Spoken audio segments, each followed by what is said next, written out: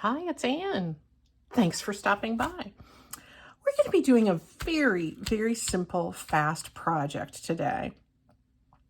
And it's about weathergrams. Have you ever heard of weathergrams? Well, I hadn't until just a couple of days ago.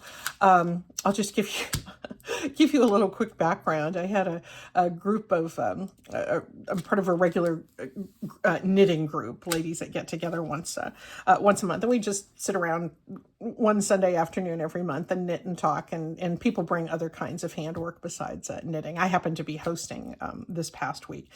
Anyway, so a lady came that I didn't know very well. I'd met her a couple of times, but she was new to the group and she was delightful. And her name was Nan. And she didn't bring knitting, but she brought some artwork that she was just doing on a lap desk on her lap, which of course I thought, yay, that's fun. And she took out a grocery bag and was marking and cutting a grocery bag. And so, of course, I was like a moth to a flame. I wanted to know what she was doing with that paper. She said, well, I'm making weathergrams. I said, what are weathergrams? And she explained, and it's a really interesting art form that has been around for actually almost 100 years, which is amazing. But it originated here in Portland, so I was really fascinated by it. The whole idea is that you take a strip of brown paper, brown craft paper from a grocery bag, and you write things like a haiku or a poem or just a thought or something like that, something very brief. And then fold it over, punch a hole in it, and tie a string through the hole and hang it outside for like 3 months. And then it just kind of dissolves. Some of it might be left at the end of 3 months. Some of it might not be. But the whole idea is that it just is just a positive thought that is out there in the environment, and it kind of returns to nature. It's sort of an ashes to ashes, dust to dust sort of thing. And I was so intrigued by that. And I was thinking, how can I incorporate that in a junk journal? And I thought, why don't I just do a few?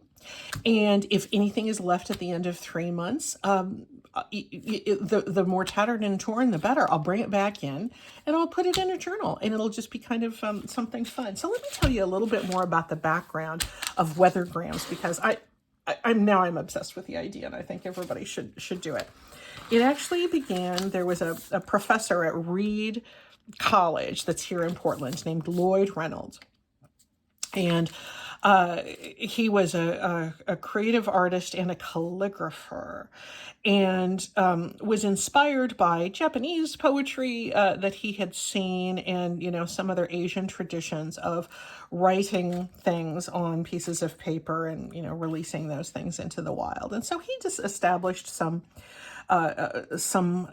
forms with his students as they, went hanging weathergrams around the city and let them literally become weathered. But the guidelines are that you take this strip of paper that's 2.5 inches by 10 inches. And then you're going to fold over the top. You can write things on it. As a calligrapher, he was recommending italicized, not formal calligraphy, but something italicized. And his students certainly would have known much more how to do that. He recommended a kind of waterproof India ink, which I, of course, don't have, but I have a Sharpie. So I'm bending his rules a little bit, particularly around the language. He recommends seasonal kinds of language, and then leave it out for 3 months. He had some guidelines about between solstice and after solstice or something like that. I'm going to put mine out on February 1st because I just am, because it'll be easy to keep track of when I bring them in again at the end of April. But I have made several, and I thought I would make 4 to put out. I've already done 3. I'm going to do the 4th one here. I wanted to have 3, and I thought, let's do a spare in case one, gets eaten by a squirrel or something like that. When I was thinking about how to, what to put on these, because, I'm not a poet, certainly not a calligrapher, but I love words and I love quotes. And I thought, well, this professor that began this very simple, quiet little movement of weathergrams in the late 1920s. He taught like all the way through the 1970s at Reed College, so he was an institution there. And Reed College, very well-known private school here in Portland. Steve Jobs went to Reed College, by the way. So thanks, Reed College, for teaching Steve Jobs a lot about fonts. Apparently those were his favorite classes there, was typeface classes. Anyway, I thought, why don't I celebrate another wonderful Portland treasure? And that's the author Ursula LeGuin. You very likely have heard of her. If you're a science fiction fan, you surely have read some Ursula Le Guin. I don't happen to be a science fiction fan, but being a Portlander, I certainly know of Ursula Le Guin. She lived the vast majority of her adult life here, and she died, I believe it was just 6 years ago.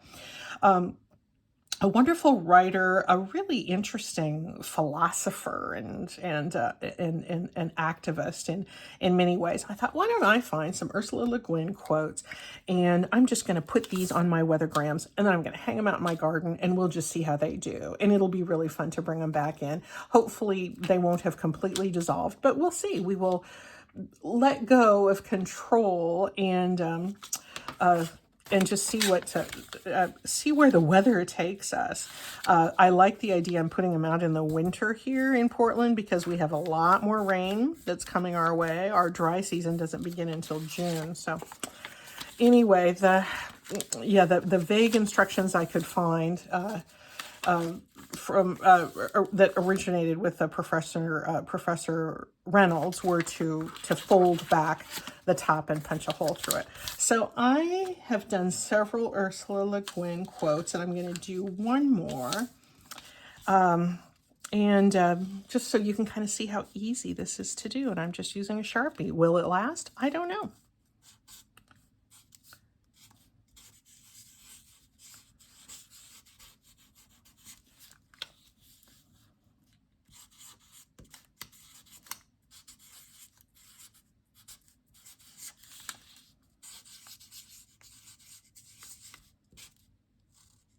Sharpie isn't really juicy.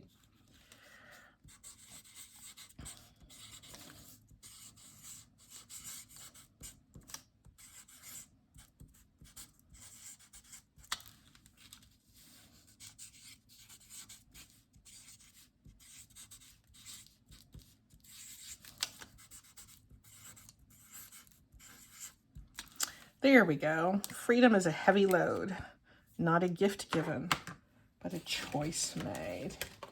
And of course, Ursula.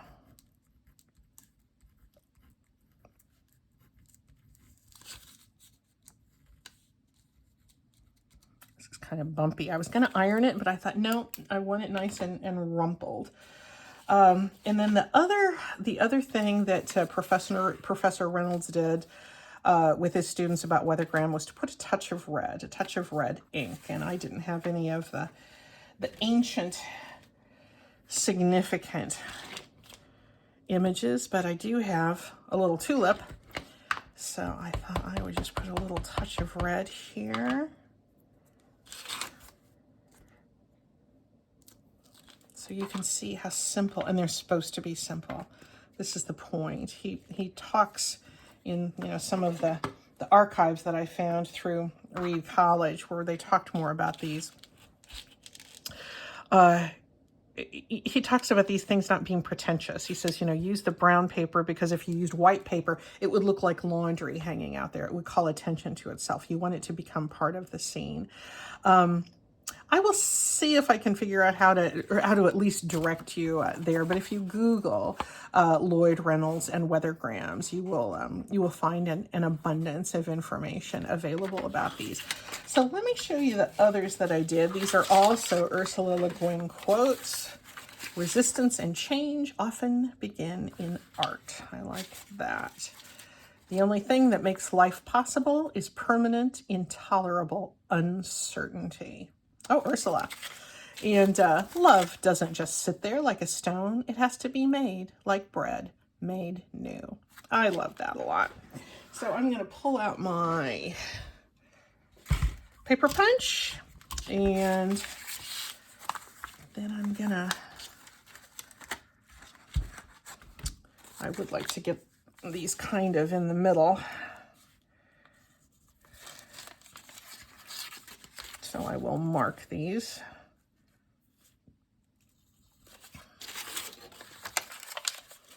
And then I'm going to take you out in my garden with me. And we're going to put these up. And we will just bid them a fond farewell and see them again at the end of April. There's one.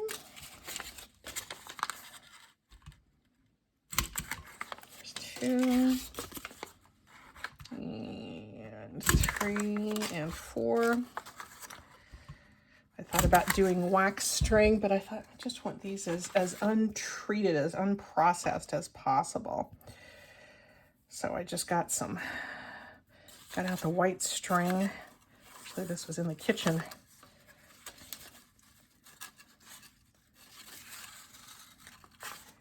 And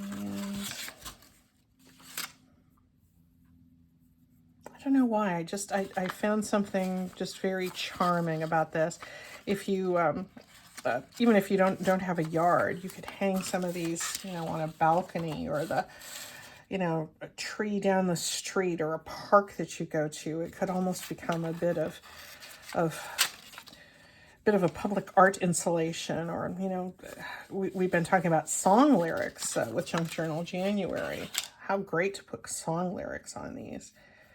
And I think that even though Professor Reynolds did have guidelines about weathergrams, I think that we as artists